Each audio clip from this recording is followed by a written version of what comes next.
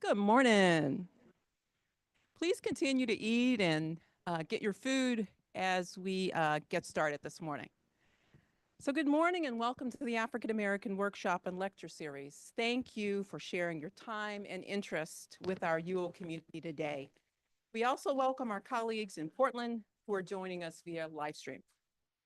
We thank you most sincerely for joining us today, 2 days after a historic presidential election that is deeply divisive for our country and also for the world. That is why we're so thankful for this space today, because it provides a container for us to bravely listen, learn, and metabolize ideas that may be uncomfortable, but that also need to be shared and considered within the context of higher education. That's part of the work that we do. In this space, we will lean into the work of students who envision the University of Oregon's African American Workshop and Lecture Series to better facilitate an understanding of and appreciation of the vast contributions that Black people have made to our country and our world. They also envisioned it as a space where people from all walks of life can stand strong against policies, processes, and structures that are unjust and discriminatory, while also standing together forcefully for ideas of love, authenticity, courage, and empathy that we know as LACE. Love is the act of intentionally nurturing the growth and development of self and others in ways that build the common good. The work of love creates the space for authenticity, living out who we were created to be. Love also is expressed as courage when we move through unwise fear, tradition, and the status quo to achieve what we are placed on earth to do. Love also gives way to empathy, our ability to be in tune with our own experiences and emotions, while also understanding that other people's experiences and emotions have value too. Without love, however, authenticity is often weaponized as arrogance. Courage is often weaponized as callousness, and empathy can quickly lead into exhaustion. In fact, I love James Baldwin's admonition about love. He says, and I quote, "Love takes off the masks that we fear we cannot live without, and know we cannot live within." So let's lean into LACE as we move through this time and throughout our lives. And in that spirit of love, I want to thank our marvelous DEI colleagues, as well as our colleagues in SOJC, who worked tremendously hard to make this day's event possible. I also want to thank President Scholz and the Office of the President for their enthusiastic support of the African American Workshop and Lecture Series. Now, it is my pleasure to welcome to the stage President Scholz, who is tonight introducing Victor Luckerson. Please welcome him with a hearty applause as he introduces our speaker.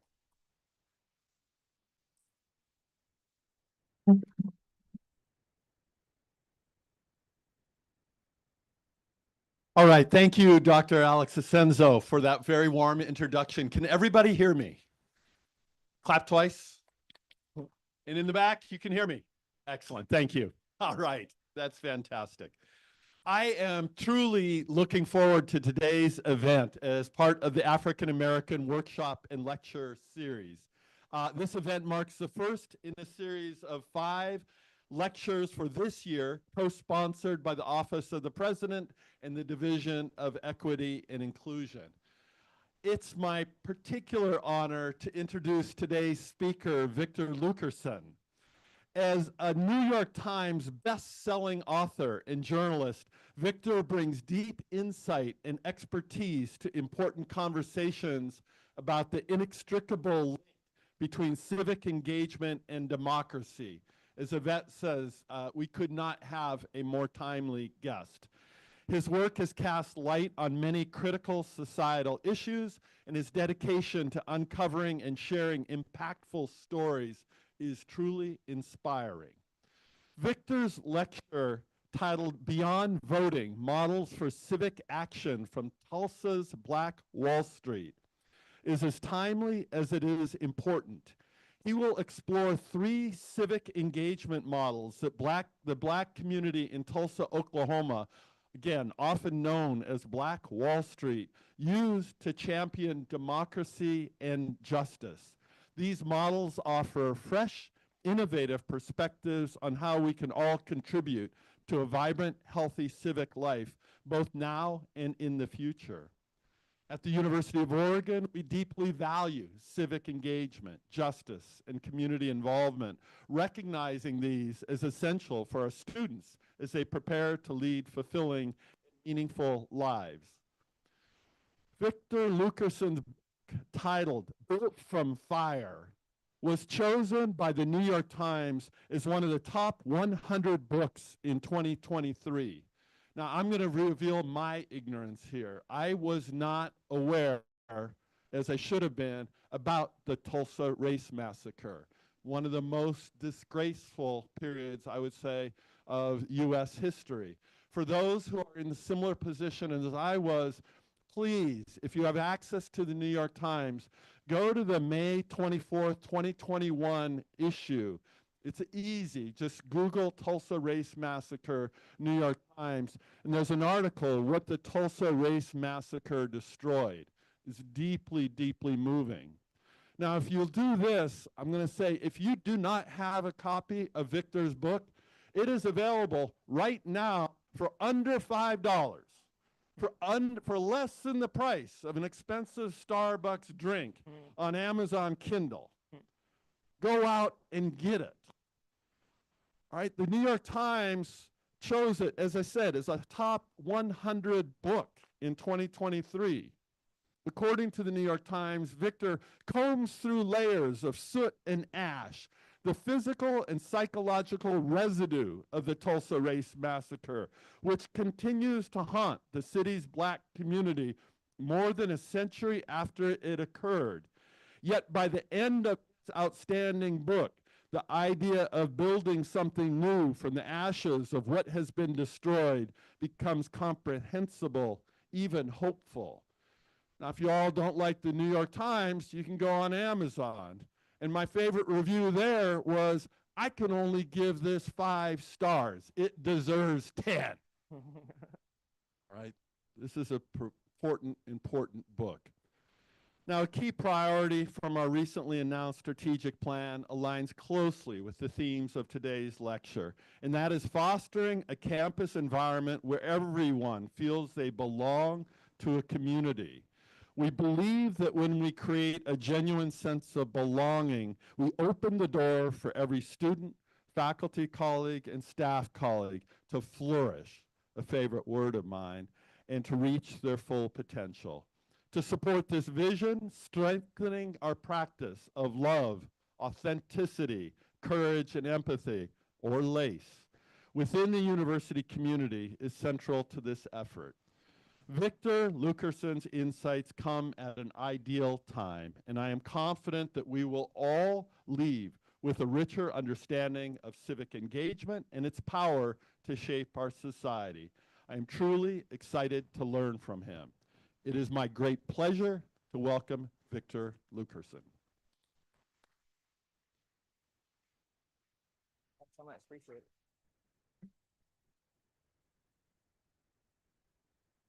I'm good, yeah. Hey, can y'all hear me? Great. Well, thank y'all for welcoming me to Oregon.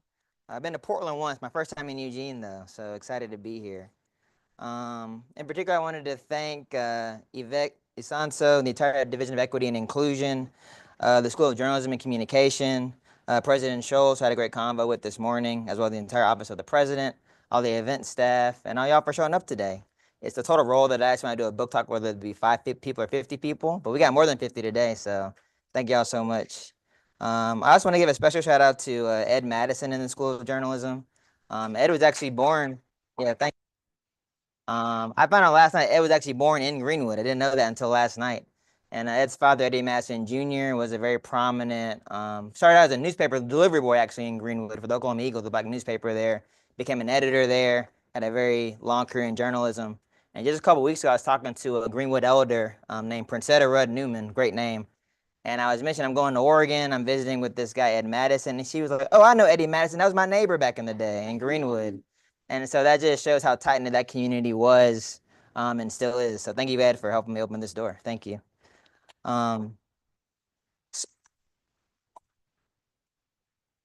So I think for several months I've known I was going to be coming here a couple of days after the election, but of course I did not know at the time what the outcome would be. I didn't know how I'd feel, and I can't presume to know how all of you feel right now. But I can say that that often in these post-election days, that promise or peril of living in America feels the most potent. I was actually a freshman in college 16 years ago when Barack Obama was elected president. And I remember the overwhelming sense of that America had turned a page on racism, on war, on bitterly divisive politics. In hindsight, it's perhaps naive to think that one man could transform our country with the snap of a finger. This week, it feels like America has turned another page as President Trump returns to power, promising revenge against what he calls, quote, the enemy from within. No one knows what the future holds. But one thing was true when Obama became president, it remains true on the eve of Trump's return. America is not ruled by a benevolent king, a strongman dictator, or any despot in between. The people, and I'll be corny about it, we the people, run the show. In order to prove that, today I'm going to be talking about a community that emerged during the height of Jim Crow discrimination. A community that survived decade after decade of efforts to dismantle it. A community that, as I write in the opening of my book, quote, could not be burned, stolen, or erased by an interloper. I'm talking about the Greenwood district in Tulsa, Oklahoma. Now, when I started researching Greenwood, more famously known as Black Wall Street, I was enamored by the idea of Greenwood as a shining city upon a hill. I wanted to write a story about quote-unquote black excellence, about the people in the rich black town who cracked the code of economic prosperity in our United States. Later on, I did more research, and as the horrors of what unfolded in 1921 settled into my soul, I thought I might craft a polemic, a searing political argument that would prove America's sweeping sins across the 20th century in some way they hadn't already been proven before. But now, and maybe this is the new gray hairs in my beard talking, I simply want to tell you a few true stories. Stories about real people who worked together to build a strong, tight-knit neighborhood. And when it was burned to ash, they built it again. These people are not saints or superheroes. They're more like you and I than you think.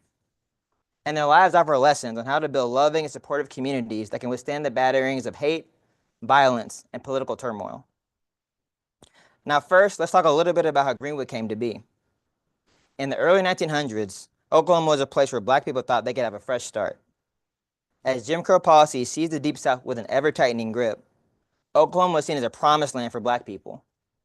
It was a place where 3/4 of black farmers owned their acreage, and more than 80% of black people could read, a higher rate than anywhere else in the South. Between 1900 and 1920, Oklahoma's black population tripled as people trekked to the state however they could, on crowded trains or weary-covered wagons. A few even traveled on foot. And this photo is actually of Greenwood Avenue, circa 1915 or so, how the street actually looked. Greenwood became Oklahoma's brightest star of all. Imagine living in a place where most teachers at your high school had master's degrees. That was true in Greenwood. Imagine living in a place where black people owned their land rather than renting it. That was true in Greenwood. Imagine living in a place where wealth was not the defining metric of success, but community involvement was. That was true in Greenwood. If we were in the old Greenwood right now, I'd be talking to you not at the University of Oregon, but at Mount Zion Baptist Church, which is built in the heart of the neighborhood with 70,000 bricks and a countless number of prayers. After this talk, we'd head to dinner at Susie Bell's Cafe at 106 North Greenwood Avenue, where Miss Bell's smothered chicken was a neighborhood delicacy. Once the meal was done, we'd catch a vaudeville show at the Dreamland Theater, where lines snaked around the block every evening. And just maybe after that, we'd sling into a dim bar like the Zulu Lounge, where ragtime music dominated the piano, and a substance called chalk beer looked like grapefruit juice, but tastes like a good Friday night. We'd meet women like Lula Williams, the famous amusement queen, who owned the Dreamland Theater and a leopard print coat to go alongside it. Men like A.C. Jackson, the genius doctor the Mayer brothers called the most able Negro surgeon in America. Mabel Little, a beautician who was so good with hair, she even convinced a few men she could save their receding hairlines. And J.H. Goodwin, who helped build Tulsa's first black hospital. What a community contributes to you, Goodwin once wrote, can be measured only in terms of what you give to that community. By 1921, Greenwood was filled with doctors, attorneys, writers, hoteliers, and shop owners. The neighborhood championed black independence, black entrepreneurship, Black strength. Mary Jones Parrish, a local typing teacher, was one of the first people to call it, quote, the Negro's Wall Street. But more than riches, what drew Parrish to Greenwood was, quote, the wonderful cooperation I observed among our people. But this terrain that Greenwood had cultivated, it was contested. The neighborhood success stirred something dark in the minds of many white Oklahomans. Oklahoma, at its founding, had declared that black ambition and intellect were at odds with the white agenda. As a rule, Negroes are favored as lawyers, doctors, and other professions. William Murray, a future governor of Oklahoma, said at the state's constitutional convention, "It is an entirely false notion that the Negro can rise to the equal of the white man." Not long after Murray's speech, the state chose to segregate schools, train cars, and phone booths. In Tulsa, even interracial baseball games were banned. And this photo is actually of the Constitutional Convention. You can see on the far left, Murray standing at the podium. And if you look on the top balcony, at the very far left of that balcony, there's a couple of black people in the corner. That's a segregated spot where they were allowed to stand to observe these hateful laws being passed in Oklahoma. Hateful rhetoric and dehumanizing laws inevitably lead to violence. It was true then, and it's true now. During the 1910s, lynchings became a common occurrence across the Deep South and its warped appendage, Oklahoma. Race riots spread across the country during a period so bloody it became known as the Red Summer. The violence seemed to be creeping closer to Greenwood with each passing year. In the nearby town of Wagoner, when a black woman was lynched and hanged on Main Street, the local press declared that the lynching gave the community, quote, a peaceful and helpful appearance. Now, I want you to imagine that we're back on Greenwood Avenue. It's May 31st, 1921. The streets are once again thronged with people, but the energy is different. Fear, anxiety, anger. A black shoeshine boy named Dick Rowland has been falsely accused of attempting to rape a white woman. A salacious headline in the white newspaper reads, quote, "Nab Negro for attacking girl in elevator." Everyone in Greenwood and in White Tulsa has seen the story, while the accused boy sits in the county jailhouse. Where it is, a group of white men and women, even children, are headed to the jail. Men are gathering weapons and planning a march to the courthouse, where they will protect the boy and face down any white man who gets in their way, no matter the cost. Mary Jones Parrish, the typing teacher I mentioned earlier, was losing herself in a good book that night in her apartment on Greenwood Avenue. In the early evening, her daughter Florence noticed all the commotion happening outside their doorstep. "Mother," Florence said, "I see men with guns." Stepping outside, Parrish learned of Dick Rowland's arrest and that her neighbors were planning to march to the courthouse to try to protect him. But soon after the men left, Parrish heard gunshots. The effort to protect Dick Rowland had gone horribly wrong. A group of about 75 armed black men had marched to the jailhouse, many of them World War I veterans. They had served their country abroad, which is black equality. But when they reached the jail, the black veterans demanded the release of Rowland, and the police refused. Soon a black soldier and a white man scuffled for a gunshot went off, and all hell broke loose. During the night, black and white men shot each other through the streets of downtown Tulsa. The violence was brutal. One black man was dragged behind a car with a rope around his neck. Another was shot as he ran out of a downtown alley, then surrounded by a mob brandishing knives. Members of the white mob broke into hardware stores and attempted to seize the National Guard armory. Many of them were deputized by the Tulsa Police Department. A white man named Laurel Buck recalled going into the police station and being told, quote, "Get a gun and get busy and try to get a nigger." Soon, a heavily armed white mob pressing down on the entirety of Greenwood was pressing down on the entirety of Greenwood, bent on violent retribution. Mary Parrish, who lived just north of the railroad tracks that divided Tulsa's two segregated worlds, watched as fires lit up the night sky and the buildings just west of her home began to burn. She observed a pitched skirmish between white and black shooters across the railroad tracks. Then she saw a white man haul a machine gun to the top of a grain mill and begin raining bullets down her neighborhood. Despite the danger, Parrish remained in her apartment on Greenwood long into the night, and she documented what she saw, heard, and felt. "I had no desire to flee," she recalled. "I forgot about personal safety and was seized with an uncontrollable desire to see the outcome of the fray."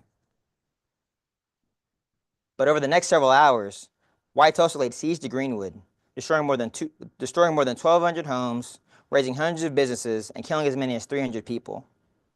The most harrowing statistic: there were 8 stillborn babies lost during the chaos of the invasion. The Tulsa Race Massacre, as the event was later known, was one of the worst acts of racial terror in the history of the United States.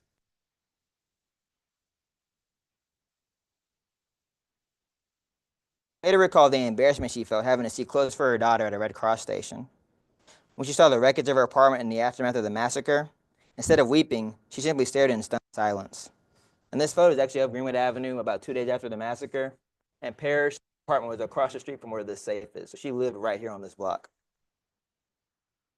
But still, Mary Jones Parrish refused to be a passive victim. Several days after the massacre, she was approached by a local black pastor named Henry T.S. Johnson. He asked her to interview survivors and write down what they had endured. Parrish was intrigued. This proved to be an interesting occupation, she wrote, for it helped me forget my trouble and sympathy for the people with whom I daily came in contact. Parrish published her interviews with about 20 massacre survivors and her personal recollections in a 112-page book called Events of the Tulsa Disaster. Collectively, their stories captured every major phase of the attack and its aftermath. Some survivors had fled northward in the middle of the night amid torrents of gunfire. Others were snatched from their house by members of the white mob, taken to internment camps around the city. Nearly all returned to find their homes burned or looted. Parrish captured all of their stories. But Parrish's book did something else important too. It challenged many of the false narratives that Tulsa city officials had spread about the massacre. Airplanes had been used during the attack, which authorities claimed were only for reconnaissance. But Parrish and her sources said that they witnessed men with rifles climb aboard the aircraft and fire down into Greenwood. The white-owned newspapers cast the massacre as an aberration caused by supposedly mounting lawlessness in the city. But Parrish said the violence fit a broad pattern, and she connected it to the recent attacks on black communities in Chicago and Washington during the Red Summer of 1919. Parrish's work placed her in the tradition of other pioneering black female journalists, including AAWLS, the anti-lynching crusader, and Mary Church Terrell, who criticized the convict lease system prevalent in the Deep South. Parrish once wrote, "Just as this horde of evil men swept down in the colored section of Tulsa, so will they some future day sweep down on the homes and the business places of their own race." Events of the Tulsa disaster, pictured here, was published in 1923, 2 years after the race massacre, thanks to $900 that Greenwood residents raised to help cover the printing costs. It was greeted with little fanfare. Few copies were printed, and the publication was ignored in Tulsa's white press. Copies of the book sat in closets and chests of local historians and massacre survivors, dug out on occasion as proof of what had happened to them. But Parrish's work ultimately long outlived her, as the events of the Tulsa disaster became the first and most visual long-form account of how Greenwood residents experienced the massacre. It had become a crucial primary source in later decades as the massacre became more widely remembered and analyzed. She had already been a successful educator and entrepreneur, but after the massacre, Mary Jones Parrish became something else, a truth teller. Her work illustrates how important it is for communities to be able to tell their own stories. Now, despite the odds, Greenwood actually did rebuild. Within weeks of the massacre, the neighborhood was a sea of white canvas tents. By Christmas, the tents had been replaced by hundreds of reconstructed buildings.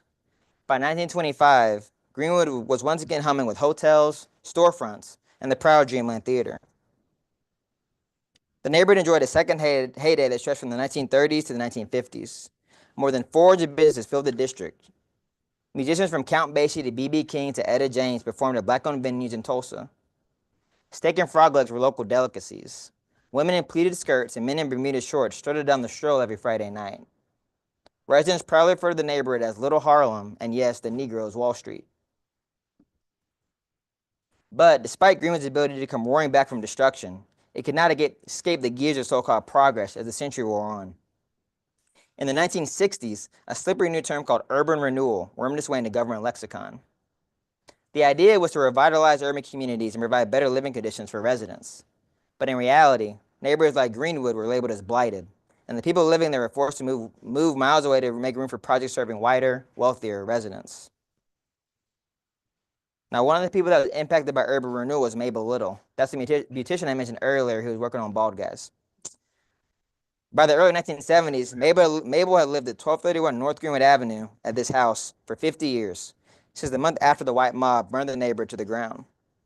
She and her husband Presley had cleared the lot for themselves, slicing down corn stalks on 3rd and acre parcel of farmland that they purchased just 6 weeks before the massacre. They put up 2 buildings there, a 3-room house to live in, and and a second one for working, where Mabel eventually reopened her beauty parlor.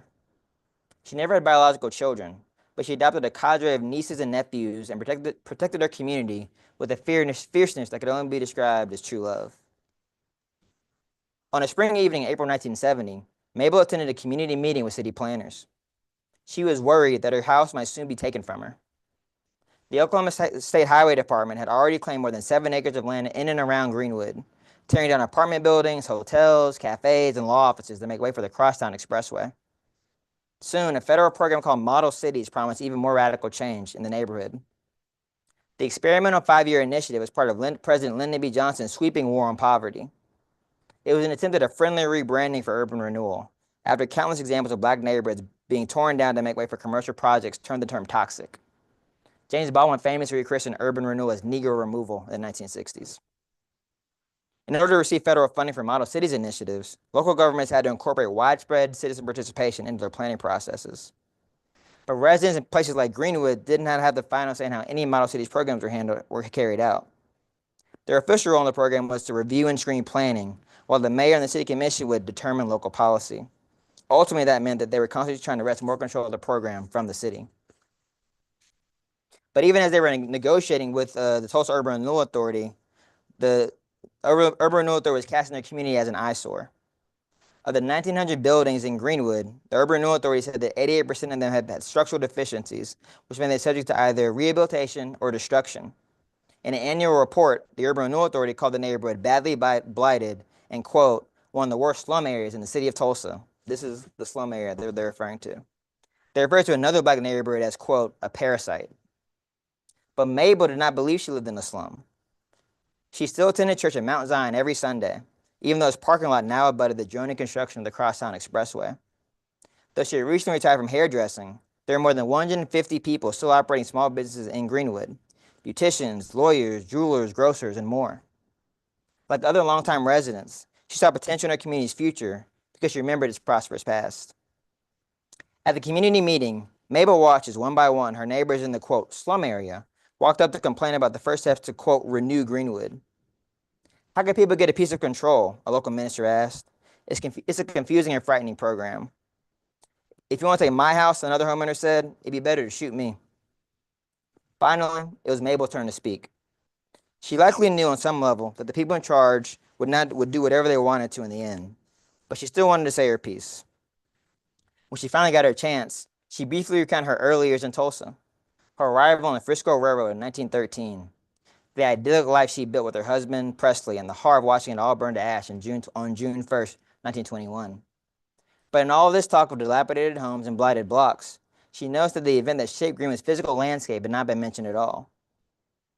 You destroyed everything we had, Mabel said, referring back to 1921.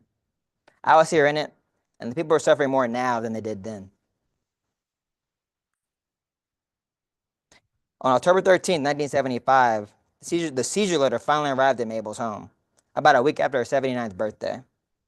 Notice of intent to acquire was printed in all capital letters at the top of the page, as if the point needed to be emphasized. 3 days after receiving this letter, Mabel took a trip to the Urban Renewal office. A relocation agent offered her $7,700 for her 5,000 square foot home parcel at the intersection of Greenwood Avenue and Marshall Place. On November 11, 1975, Mabel transferred the title to her land to Tulsa Urban Renewal Authority. Today, 50 years later, the lot still sits empty. Mabel remained bitter about what happened in Greenwood for the rest of her life. We've allowed too many of our landmarks to crumble, she reflected later, or we stumble into the fields of the fatherless. But, you'll notice in my talk, there's always going to be a but after this bad stuff. Despite being forced to give up her home, Mabel never stopped fighting for her neighborhood. Now, at the same time the Greenwood houses were being demolished in the 1970s, a major protest sprang up to defend the neighborhood school, Carver Junior High. Due to busing policies spurred by desegregation, the school board wanted to close down Greenwood's celebrated school and ship all of the students to white schools on the other side of town. In protest, Greenwood leaders organized a freedom school, pulling their children out of the public school system and having them taught by volunteer educators to build in a building across the street from Carver Junior High. Ultimately, it was a financial boycott because the school system received money per pupil attendance every single day. It was also a show of defiance. It proved that a school in a black community operated with black leaders could be just as good as a white one. When the Freedom School opened its doors, it welcomed about a third of Carver's previous students. There were 17 instructors, 12 of them black, teaching English, social studies, math, industrial arts, several other subjects. In the Spanish classroom, above the blackboard in bright red letters was the phrase, Debo ser libre, ahora. I must be free, now. Money was tight. School leaders were trying to pay for teacher salaries, classroom equipment, and facility maintenance, all through community donations. But the neighbor got creative to lessen the financial pinch. Parents had a rummage sale on school grounds while kids sold candy bars with Carver Freedom School printed on them. And Mabel Little became one of the Freedom School movement's frontline soldiers. She served as a volunteer the day the Freedom School opened its doors and helped organize a 24-hour prayer vigil to ensure the school doors stayed open. She also continued to pressure the school board directly. And that was how she had her run-in with police. One November night, Mabel and a handful of other activists were staging a sit-in in the school board building in downtown Tulsa. A court injunction had banned them from their presence in there outside of office hours. But when the school officials tried to persuade them to leave, they holed up in a second-floor office. That night, 8 people, 5 of them white and 3 of them black, were arrested and jailed. Mabel, at 75, was the oldest in the protest by about 30 years. I was so happy in jail, Mabel said later. Ed Goodwin found out I was in jail and came down and bailed us all out and joined in with us. Soon after being released, Mabel was right back to fighting for the Freedom School. In February 1972, after the Freedom School protest had gone for a full semester, the school board finally relented. Carver would be reopened the following year. Greenwood's protest preserved a treasured cultural institution at a time when nearly every building around it was being reduced to rubble. And Carver still exists in Greenwood right now, actually. On Mabel Little's 75th birthday, she was awarded a plaque for her dedication to the Freedom School, and the neighborhood organized an official Mabel Little Day to celebrate her lifetime commitment to Greenwood. The streets where Mabel had spent a lifetime were increasingly empty, but the spirit of the community was still alive. In a profile in the Oklahoma Eagle, Mabel offered advice for city leaders to ensure a bright future for Tulsa. Get enough of these young people together and let them speak the conviction of their conscience, she said. Let them work out what they think is best. They'll make it. Today, thanks to the work of people like Mabel Little, Greenwood still stands. And now I want to tell you a little bit about how I first came to care about this place and begin on this project. So I actually was a business technology reporter before starting on my Greenwood project. And I was living in Atlanta several years ago and having lunch with one of my high school friends. The film 12 Years a Slave came up in our conversation. And my friend said that he had not seen 12 Years a Slave, didn't want to see 12 Years a Slave, because he was tired of only seeing black folks being depicted, being brutalized, and all these historical depictions. If you think about sort of where we fit often in America's understanding of its history, we're either being whipped as slaves before the Civil War or sick by dogs in the civil rights movement. And so I asked my friend at this time, have you ever heard of Black Wall Street? That's a story about us being successful. My friend had never heard of Black Wall Street. This is before the Watchmen TV show, before President Trump visited Tulsa, before President Biden visited Tulsa. So it's still a relatively unknown topic at this time. And so I realized my friend, who himself was a young, aspiring black entrepreneur, had never heard this story about black success. I kind of wanted to fill in that gap. And so I was a reporter for a website called The Ringer at the time, and I actually convinced them to send me to Tulsa on a reporting trip. This is a photo of me in that reporting trip. I'm the guy with the notebook, big shock. And so this was a very specific day and memorable day for me because it was the anniversary of the race massacre in 2018, the 97th anniversary. And I remember sort of expecting there'd be a lot of reverence in the neighborhood for what had happened in Greenwood. And there was some. This march I went on was about maybe 25 people had this vigil, and they had a march up Greenwood Avenue to honor who had all been lost. But just outside the frame of this shot, there were actually hundreds of people going to a baseball game. There's a minor league baseball stadium in Greenwood right now that's become like the marquee attraction. And so I remember just being there at this vigil in March and seeing hundreds of people streaming past us who didn't seem to care at all about what had happened during the race massacre. And so between having a friend who didn't know anything about Greenwood's success and then being in Tulsa and seeing people ignoring Greenwood's trauma, that really inspired me to want to write a book that kind of combined both those sides of this neighborhood story. So about a year after this photo was taken in 2019, I ended up packing up my life, making a black country music playlist, and moving out to Tulsa, Oklahoma. It was the year Old Town Road came out, so it was like the perfect time to make that transition. And so actually, when I was on this trip with the first reporting trip, I met a very specific person who really kind of unlocked, I think, the spine of my book and the narrative that I ultimately chose to tell. And it was Regina Goodwin, pictured here. Now, at the very start of my book, I talk about this family, J.H. and Carly Goodwin, who traveled from rural Mississippi to Oklahoma seeking a better life. Those are actually Regina's great-grandparents. And so in the book, it kind of follows their story generation after generation, year after year, decade after decade. And Regina herself is actually a legislator in Greenwood. She represents the Greenwood district. She was born in Greenwood, and her family's home was actually destroyed by urban renewal, much like Mabel's in the 1970s.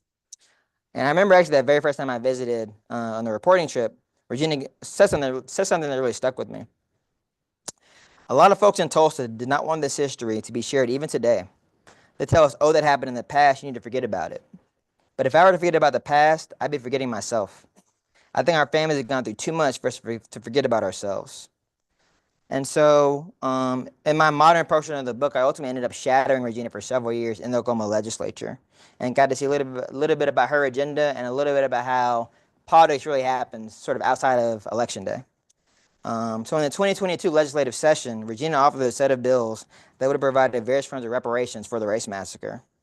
One was a victims' compensation bill that was valued at $300 million.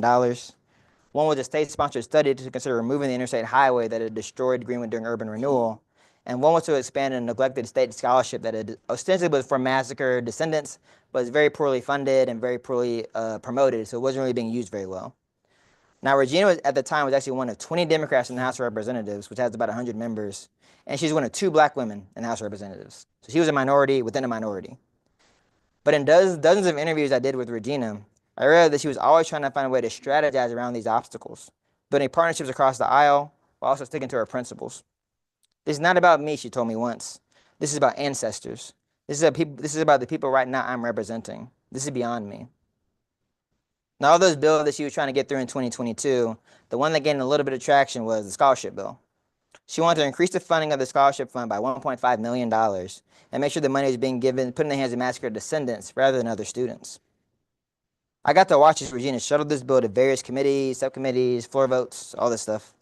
And I would watch how she'd often be grilled. This is the grilling she went through. She'd often be grilled for as many as 20 minutes about the bill's particulars, while her male counterparts would have their bills passed in about 90 seconds. Republican legislators often ignored her phone calls and emails, but over the years, Regina became adept at tracking them down in person. She'd meet them face-to-face in their offices, talk to them in the elevator, grab them in the parking lot where they get in their pickup trucks. Whatever it took to get the job done. This is the one tangible thing that we can point to that the legislature has done that is good as it relates to the race massacre, she told these lawmakers. This is too important to take lightly. Ultimately, Regina's politicking was pretty effective. The scholarship bill cleared every hurdle it met. It passed in a comfortable margin on the House floor. It made it to a lot of legislative subcommittees. It seemed destined for the governor's desk. All she had to do was win a vote on the Senate floor. But on the last regular day of the session in 2022, she hit a roadblock. The Senate and the House were sparring over competing education agendas, and the Senate threatened not to hear any more education bills. At 9 p.m. the night before the last session, she found out that her bill would not be presented on the final day of the session. So Regina goes to the Capitol that next morning to try to talk to some people, see who she can negotiate with, who she can get to get this bill at least heard by the Senate. But ultimately, she got a text from her Senate co-sponsor on the bill, and it carried a devastating message. I was just told that the bill will not be heard. No reason and no excuse. Regina's bill was killed without ever even being considered by the full Senate. She didn't even get to argue it on the merits.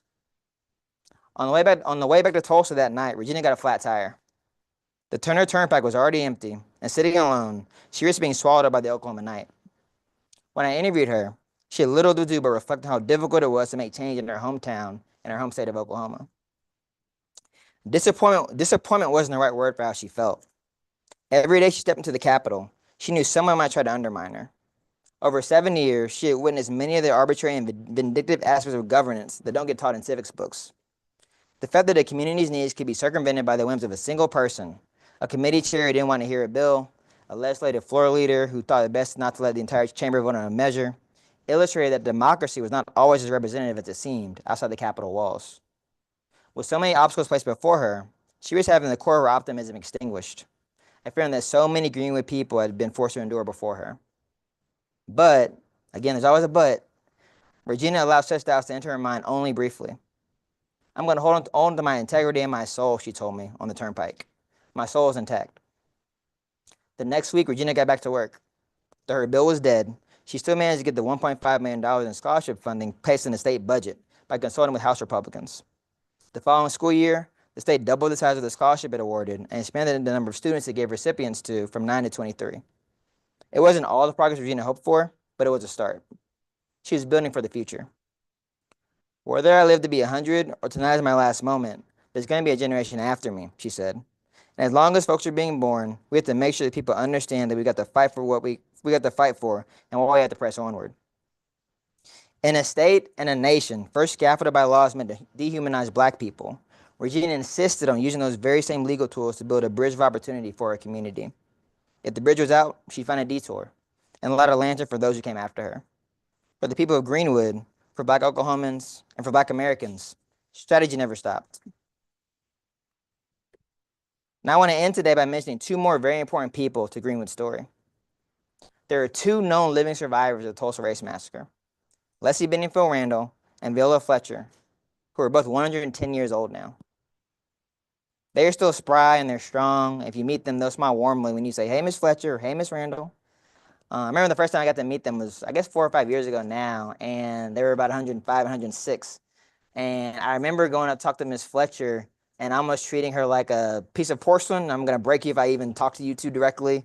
And she said, "I'm an adult, I can talk to you." You know, she's very much aware of what's going on. And also, she and Miss Randall have been in the courtroom several times that I've observed because they've had a reparations lawsuit kicking around Tulsa courts since 2020. However, over the summer, the Oklahoma Supreme Court dismissed their case, which is really disappointing for a lot of people in the Greenwood community. But again, a reparations commission called Beyond Apology was recently organized by Tulsa city officials. And on this Tuesday, election night, Tulsa elected its first ever Black mayor, Monroe Nichols. A celebration party was held in Greenwood. This winding path towards justice reminds me of a quote by massacre survivor B.C. Franklin. "Right is slow and tardy, while wrong is aggressive." In Tulsa, in Oklahoma, in America, the arbiters of so-called justice are patiently eyeing the hourglass. But their understanding of time, it's backwards. An untreated wound does not heal as the years go by. It festers. An unpaid debt is not wiped from the books. It accrues interest. Greenwood's ancestors, the ones who witnessed its creation and its cataclysm, must all eventually go silent. Yet their souls still stir in the voices of their descendants. And finally, people are listening. The story of Greenwood has been quiet for far too long. But you're now carriers of this story, which is not just Black history, but American history. The terrain of the mind is under attack in our country today. But if the denizens of Greenwood could defend their land and their people with such courage, the least we can do is defend their legacies. Thank y'all so much. Thank you.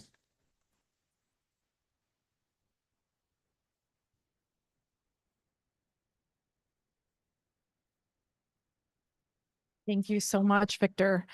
I would like to open the floor up to questions, and I can come around and bring you the microphone. Do we have any questions for Victor?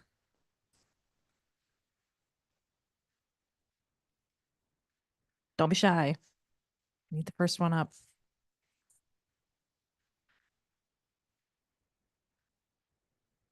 No? It was about 5 years. So that convo I had with my friend that I mentioned was in 2017. And I visited Tulsa for the first time in 2018, moved there in 2019. So about 5 years with a pretty much laser focus on trying to complete the project.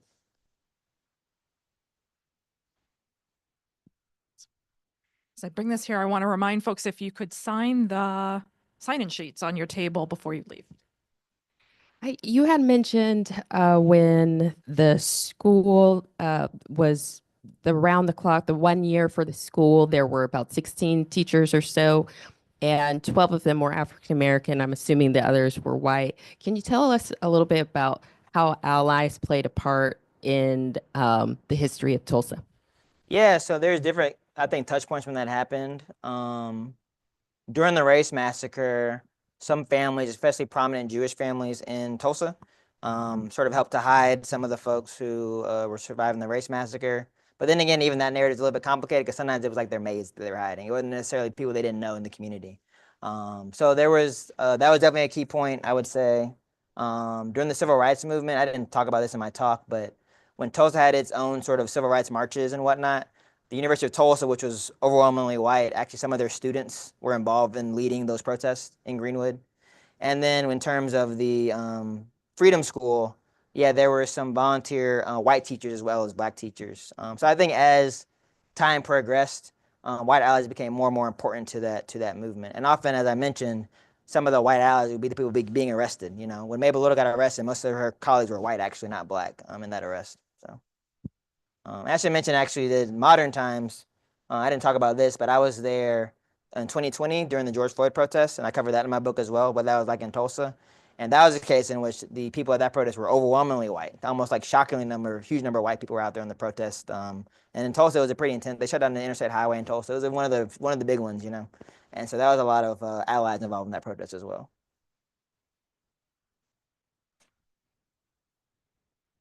Can you talk a little bit? Can you talk a little bit about the status of the reparations process there? Yeah, so to go in a little more detail, in 2020, a local attorney named Demario Solomon Simmons filed a case with 3 living survivors, essentially arguing that the city had created a public nuisance when the massacre occurred and then failed to address it because the police had been involved in deputizing members of the mob. The city had never offered any kind of recompense. So the idea is that, you know, you've never once addressed this nuisance that was created. And so it's kind of like a novel legal case. They couldn't really do a direct case because those cases had already been dismissed earlier times. They kind of had to find a different tactic. And ultimately, a Tulsa judge denied the case in 2023, and the state Supreme Court upheld it. And very broadly, their argument is that if they open up this case, they're gonna open up a lot of other cases. You know, if we're gonna say that what happened in Tulsa is unresolved and the city is still responsible, then that could be said about Rosewood in Florida or Lane, Arkansas, or many, many other places. They didn't say that explicitly, but my read on it is that that's the implicit reason that they refuse to let this case go forward in a positive way. And so that's one avenue that's occurred. I talked about Regina's scholarship, which is now actually being offered to students. The Biden administration actually had $1 billion for removing interstate highways from urban communities that had been damaged in the 60s and 70s. That money may dry up next year. I guess we don't really know. But I think the most tangible thing that's maybe plausible to happen is this local commission that was started. It's kind of a grassroots thing that was started by activists, this Beyond Apology Commission. And the current mayor of Tulsa sort of formalized it, I guess you would say, about a month ago. And so they have this commission of massacre descendants and other stakeholders. And the current mayor of Tulsa is basically a moderate Republican. But this black mayor, who is a Democrat and just got elected, he's actually probably the first Democrat maybe in Tulsa history to be elected. He is an advocate for the massacre survivors and descendants. So I think with this guy in place, it's possible that something will happen tangibly in Tulsa, I would say.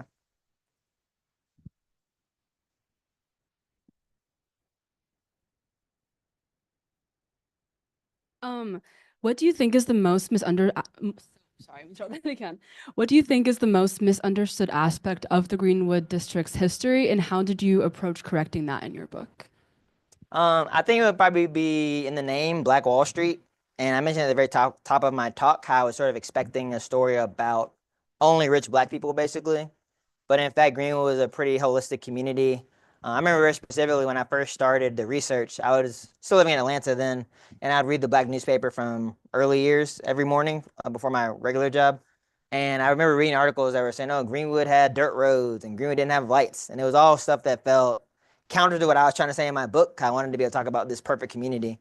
But ultimately, I ended up being able to write a much richer text because it incorporated people from different classes who were still coming together to advocate for themselves. So in the book, I spent a lot of time talking about class dynamics in Greenwood. The main family I talk about was fairly wealthy, but I interviewed folks who grew up in poverty in Greenwood, and their perspectives are also in the story. So I think kind of expanding the aperture beyond just the wealthy was the main thing I wanted to do, and show that it was really a fully formed community rather than some kind of utopia.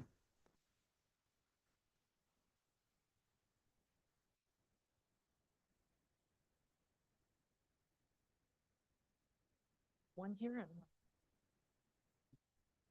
Thank you for today. Appreciate you being here. Your book has been published and you're working at TU as the writer in residence this year, academic year, correct? That's right. I just completed it, but it was last academic year I did that. Do you have plans to stay in Tulsa? And if so, what would be your focus in staying there? So I actually just moved from Tulsa about 2 months ago. I live in Washington, D.C. now. So, Oh, my goodness. but at TU, I did share some of my research with students. So during my research, I found about 5,000 pages of massacre lawsuit documents from 1923. I actually got them from a lady at the Tulsa courthouse named Kitsy. She had all these documents on a CD-ROM. I had to find a CD-ROM player who even has one of those anymore. But I was able to get these documents, and they're really interesting because they literally list about 200 different individuals who filed lawsuits. And not only did it show like the argument for the lawsuit, but also list what they lost. So you can look at Lula Williams, the Dreamland Theater owner, and see every single item that she lost. And so I gifted all those documents to TU, to their law school. And so the students there have actually been taking those documents, trying to find out more about the stories of these people.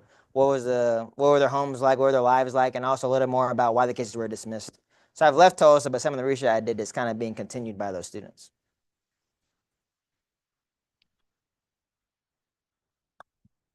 Hi, thank you for your talk today. Appreciate you sharing your knowledge with us. So I'm curious if you could shed some insights from your research in Tulsa and maybe draw some lines and how they might help us better understand kind of what's going on with Black Lives Matter movement, right? And I asked that in part because I interviewed a Black man in Oregon for a book that's coming out in the spring, and he very clearly drew a line from Black Wall Street, and he was emphatic. It was a massacre. It was not a race riot. It was a massacre, right?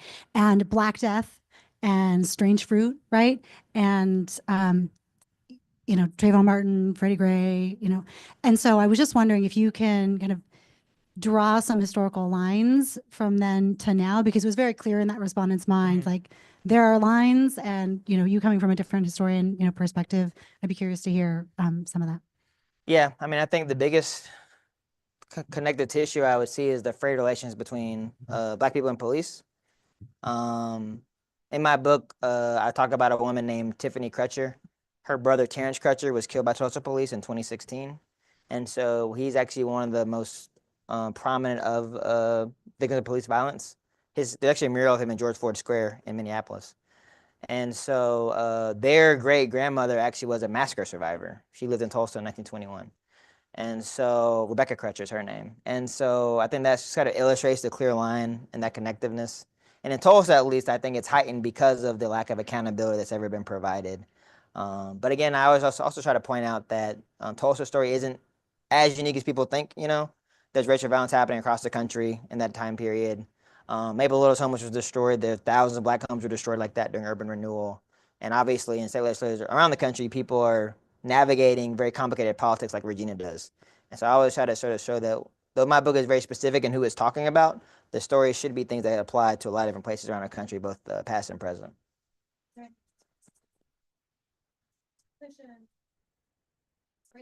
Yeah, I would say the biggest thing I noticed and kind of the shift I've seen. So Tiffany Crutcher is kind of the leading activist in Tulsa, and she was for them. She led the march after George Floyd when the highway got shut down, and they tried to negotiate with the mayor. And basically, it's kind of mirrors the arc of we've seen since 2020. The mayors, for example, promised to try to get a police monitor in Tulsa and do other police reform efforts, but all that kind of dissipated after the energy of that summer, And so one thing Tiffany talked to me about when I was finishing my book was that she was shifting from trying to influence the already elected leaders to building people power to elect leaders that she knew that would support her agenda, basically. And so Tiffany actually was one of the main advocates for this Black mayor, Monroe Nichols, who just got elected.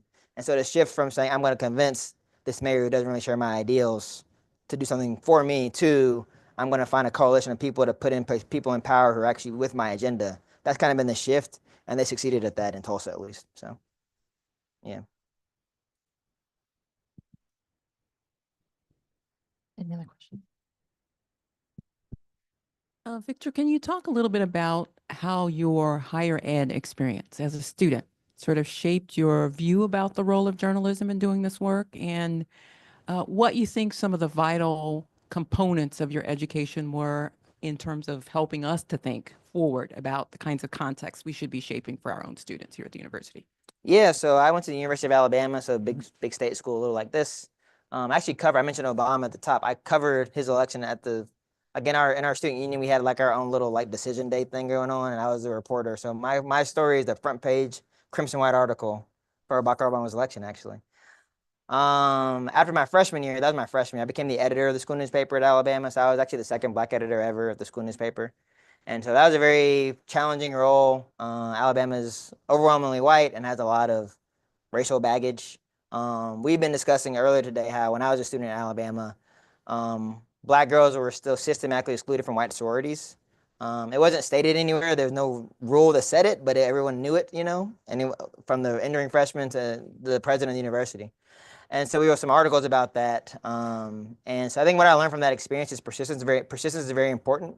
I remember we wrote an article when I was a senior. We found a black girl who had applied, been denied, was very qualified. And the school's response that year was that, well, these Greek organizations are private institutions. They can do whatever they want, essentially. So it's very similar to the arguments that would have been made in the 60s for excluding black people from diners and restaurants and what have you. So we did it my year. Nothing happened. I remember being really disappointed. There's this John Mayer song called "Waiting for the World to Change." I remember that was being played constantly in our newsroom that year because we were all just like very frustrated. But the newspaper kept doing it further years after I left school. So they did it the next year, nothing changed. And then the third year they did it again, and it kind of like caught. And so it became a big national controversy, basically. A lot of national media came to Tulsa, New York Times, to Alabama, New York Times, et cetera. And because of the media pressure, the school changed its policies, and they actually let black girls into the sororities. And so that to me was an example. It's kind of a more condensed version of the Mary Jones Parrish example. Mary Jones Parrish wrote these stories in 1923. No one listened or cared, but without her writing those stories down, we wouldn't have our knowledge of the Greenwood story today. And so I think really the importance of writing down what's happening in an authentic way, even when it seems no one cares or there's opposition to it, it can pay off in dividends later. And so I think that concept is hard to grasp when you're a student, but it's been very true in my personal life, and it's very true in Greenwood's story. So that's something I think that it'd be good for students to have a better grasp of. Any other questions for Victor?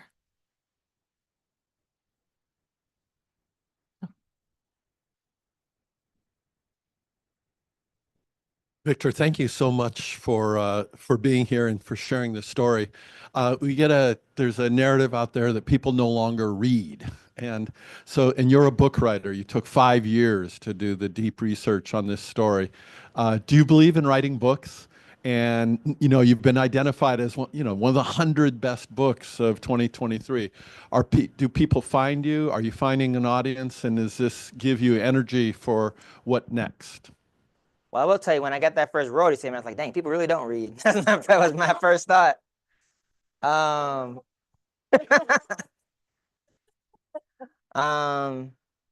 think it's important to give people different entry points, I think that's actually really important. So I have my book, which is really big. It's like a very large book, actually. But I also have a free email newsletter. I should mention this, too. When you're leaving, you can sign up for my newsletter on this sign-in sheet right here. I get free updates about what my research and what I'm doing with history. But having entry points like that helps people have something more digestible to get through on their phone or what have you. And maybe get them a little bit immersed before they make the leap to saying, I'm going to want to read this whole thing. I think a lot of times today people need either that digestible aspect or they feel like they know the author's story a little bit more. I think people want a connection somehow, I think if you're offering people a connection through your writing online or some kind of other capacity, it'll motivate them to be more excited about reading. So I think people may be less interested in saying, I'm just going to go to the bookstore and pick something off the shelf, but they might say, if I had an experience with the author in person or digitally, now I do want to dive into their story. So I think we can still get them. It just takes a few extra steps. Last call for questions. Oh, awesome. Yeah, thank you.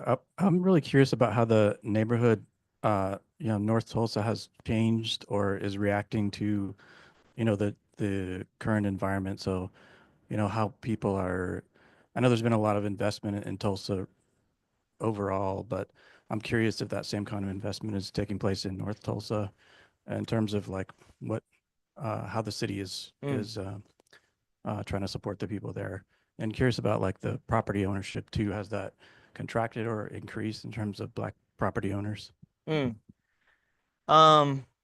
So on a macro level, post-urban renewal, Black land ownership declined a lot. Maybe a little had another quote where she talked about how horrible she thought it was that these Black homeowners have been forced into apartments or sometimes public housing and that kind of thing during urban renewal. So at least on a macro level, it's declined from Greenwood's heyday. I'm not familiar with like very modern statistics on that. But I would say in terms of sort of the North Tulsa dynamics, so Greenwood is part of a larger, mostly Black area called it's called North Tulsa in Tulsa, basically. And there can be a lot of frustration I've seen from longtime North Tulsa residents, maybe even younger folks like closer to my age, about how they're kind of shortchanged sometimes in these programs trying to recruit new people to come to cities. You know, a lot of mid-sized American cities will like pay you to come live in the city, and they're always trying to get these new professionals to come. So Tulsa's done a lot to recruit young Black professionals, and they kind of use Greenwood's legacy and aura to get people to want to come there. But then there are people who are from Tulsa who say, well, why are they getting these checks to come live here when I live here too? I have a business idea. I want you to invest in me. And so I think that dynamic's created a lot of tension in the city. And so I think that's one thing that often is kind of ignored in that boosterism, you know, that there can be people who are already in these communities who could use the help too.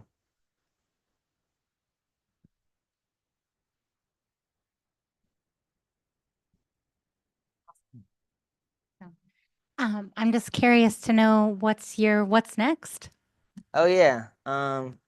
So I haven't quite decided exactly where I'm going to land yet, but I want to write more stories that are about sort of that gap in knowledge I mentioned that my friend had experienced, and sort of that window of time between the Civil War and the Civil Rights Movement. So I think, you know, we learn Black history in school. It's like the Civil War ends, and then Rosa Parks sits down on the bus, and we're just like gone for 100 years. What were we doing, you know? And so I think telling more about what we were doing in that century would be my goal. So.